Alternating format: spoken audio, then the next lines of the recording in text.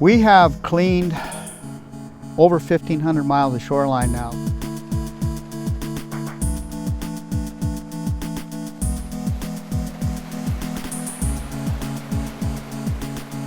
Basically, it comes down to just human muscle. I mean, we use chainsaws and knives.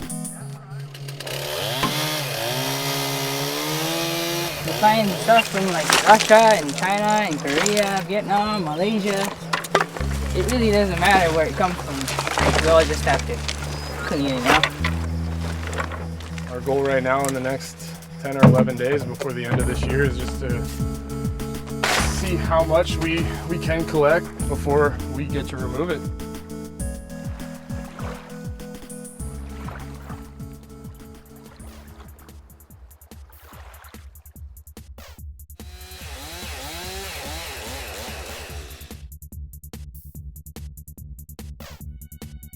What you see on the beach is a fraction of what's out there. You can pretty much break it down into 3 or 4 things.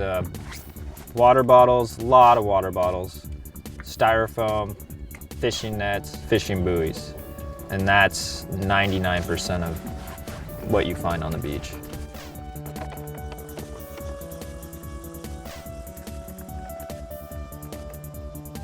Basically just go along with chainsaws and muscle and get the garbage, put it in sacks, and then from there we haul it up above the log jam so it's out of any heavy surf or winter storms if it's gonna stay there for the year, and put it in super sacks. So yeah, we just progressively work down the coast, just day in and day out.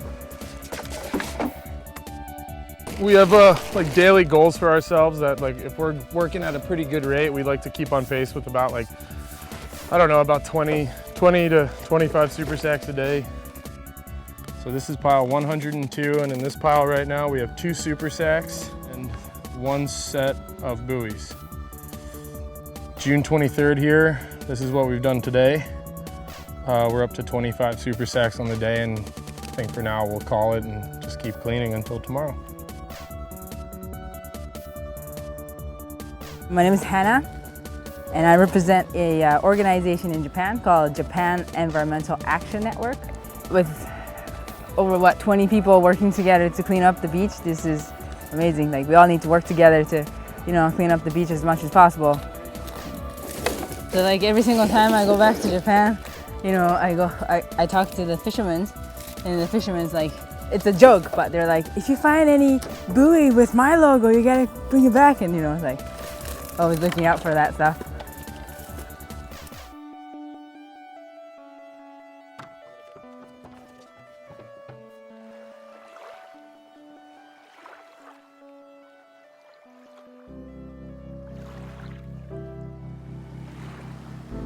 The crew's awesome. I mean, we're all skiers or snowboarders, and we're all friends. I mean, we're all good friends.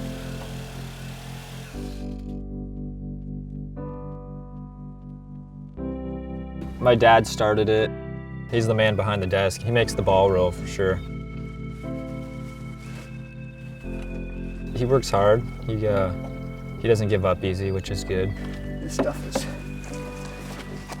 uplifted quite a ways during the earthquake. Well, I think my bag's about full already. Yeah.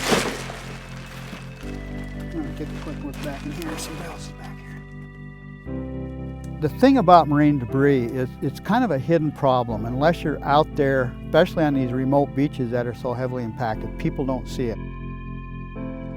I remember probably a good 20 years ago, I was out on the outside of Montague Island, flew out there, and I was just utterly astounded by all the garbage out there.